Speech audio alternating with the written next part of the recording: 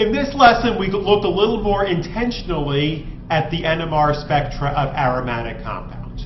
We already know that the aromatic region is the region from 6.5 to 8.5 ppms, but can we get any more useful information out of the peaks that might show up in the aromatic region? This is an important question to answer because if you look at all of the organic compounds that are out there, 50 million of them or something like that, about half of them have aromatic rings in them. So the ability to handle NMR spectra of aromatic compounds is really important. So the first question we want to be able to answer is, will the exact location of a peak in the aromatic region help us to assign hydrogens? And when I say assign hydrogens, I mean say which hydrogen in the structure corresponds to a certain peak. And then secondly, under what conditions do aromatic peaks not follow the N+1 rule? It is in the aromatic region that you're actually more likely to get things other than ordinary doublets, triplets, quartets. We're going to sometimes see singlets where we don't expect it. We're going to sometimes see this thing called multiplets. So we need to know when we're going to see such things. So these are the questions that I have in mind as I'm going through this lesson. But I'm going to start by considering monosubstituted benzenes, which are structures of the form C6H5X. So in this case, there are 3 equivalent hydrogens. In this diagram, they're labeled HO, HM, and HP. These stand for ortho, meta, and para. So there should be 3 peaks in the aromatic region of the spectrum in an ideal case, with integrations of 2 to 2 to 1, because the 2 hydrogens labeled HO, the orthos, are equivalent to each other. The 2 metas are equivalent to each other, and the para is all by itself. Now, this is a symmetrical molecule, at least what I have drawn, so we're only going to solve half of the structure. We're going to look at one side, and then the other side will be related by symmetry. So when the N+1 rule is obeyed, and on the next slide we'll talk about when this is the case, but when it is obeyed, the peak for the ortho hydrogen is a doublet, because there is one hydrogen, the meta, on an adjacent carbon. The peak for the meta hydrogen is a triplet, because there are 2 hydrogens, the ortho and para, on the adjacent carbons. And then finally, the peak for the para hydrogen is also a triplet, because there are 2 meta hydrogens on the adjacent carbons. It does not matter that the 2 meta hydrogens are the same. The issue is there are still 2 of them there, so therefore the para is also a triplet. Okay, so when is the N+1 rule obeyed? As a general rule of thumb, in our C6H5X molecule, the N+1 rule is going to be obeyed when X is a nitrogen, an oxygen, in some cases a halogen, but I'm not putting that on the list per se, a carbonyl, or a nitrile. The N+1 rule is not obeyed when X is an ordinary aliphatic carbon. So a methyl group, ethyl group, propyl group, isobutyl, pentyl, what have you. So when the N+1 rule is not obeyed, the aromatic hydrogens are either a multiplet integrating to 5 hydrogens or a singlet integrating to 5 hydrogens. So multiplet simply means that we cannot tell exactly what it is. It is not an obvious doublet, triplet. You get basically doublets, triplets, etc. overlapping on top of each other. So the cases in which you see a well-resolved doublet and 2 triplets are when those peaks are far enough apart on the x-axis that they're not getting in each other's faces. So what we say is when the chemical shift of the 3 aromatic peaks are far enough apart, then they're going to follow the simple pattern of a doublet and 2 triplets. If they are too close together, then they're going to get on top of each other, and we're going to see a multiplet.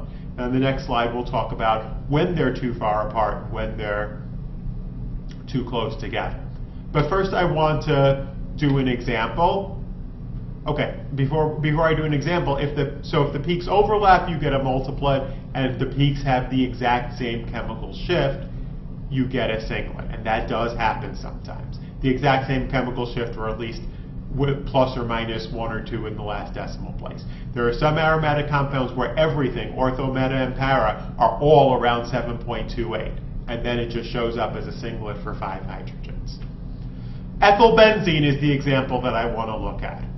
So in the aromatic region, because X is just an ethyl group, all 5 of the other hydrogens appear as a complex multiplet centered at 7.23 parts per million. The other 2 peaks in the spectrum of ethylbenzene are a quartet at 2.68. This is in the benzylic region of the spectrum, the region between 2 and 3, which is exactly where we would expect it to be. And then finally, you have the methyl at the end of the chain, a triplet integrating to 3 hydrogens at 1.25. You should convince yourself before moving on that this spectral data makes sense for this structure. Okay, so what factors affect the chemical shift of aromatic hydrogens? When will they be spread out enough that you see a normal spectrum as opposed to a multiplet or a singlet? Well, meta hydrogens to any functional group are almost always in the center of the aromatic region. And my definition of the center of the aromatic region is between 7.0 and 7.6.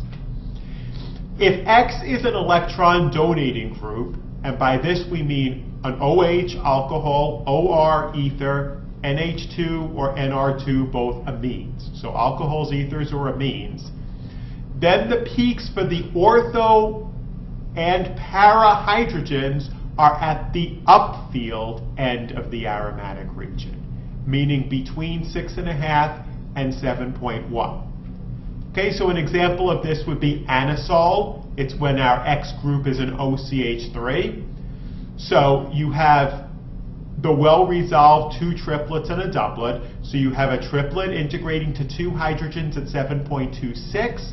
This corresponds to the 2 meta hydrogens. And then the para, the triplet integrating to 1 hydrogen, is at 6.92 at the upfield end of the aromatic region. And the ortho hydrogens, the doublet integrating to 2 hydrogens, is at 6.88, also at the upfield end of the aromatic region. Then finally, the methyl group attached to the oxygen is at 3.75, and that's also in the region we would expect for hydrogens on carbons also bound to an electronegative element. That should be in the 3 to 4.5 region. On the other hand, if X is an electron withdrawing group, such as a carbonyl, a nitrile, or a nitro group, NO2, then the peaks for the ortho or para hydrogens are at the downfield end of the aromatic region, the region between 7.5 and 8.5. So an example would be benzonitrile, where we have a doublet integrating to 2 hydrogens at 7.77. Those represent the 2 ortho hydrogens. A triplet integrating to 1 hydrogen at 7.71. That's the para hydrogen. And so those are in the downfield end of the aromatic region. And then in what counts as the middle of the aromatic region at 7.56 that should be a triplet, integrating to 2 hydrogens for the meta hydrogens. Please note that that should be a triplet. The last case I want to go over with you is the case of a para-disubstituted aromatic ring.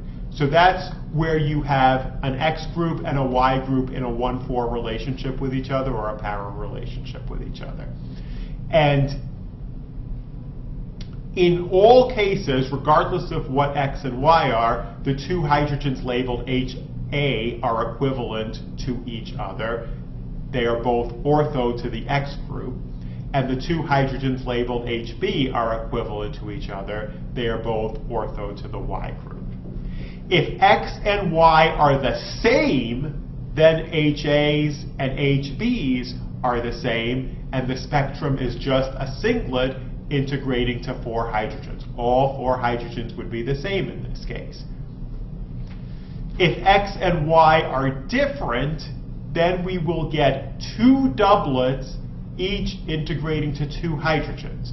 One peak for HA, it's a doublet because there's 1 hydrogen of type B on that side of the molecule.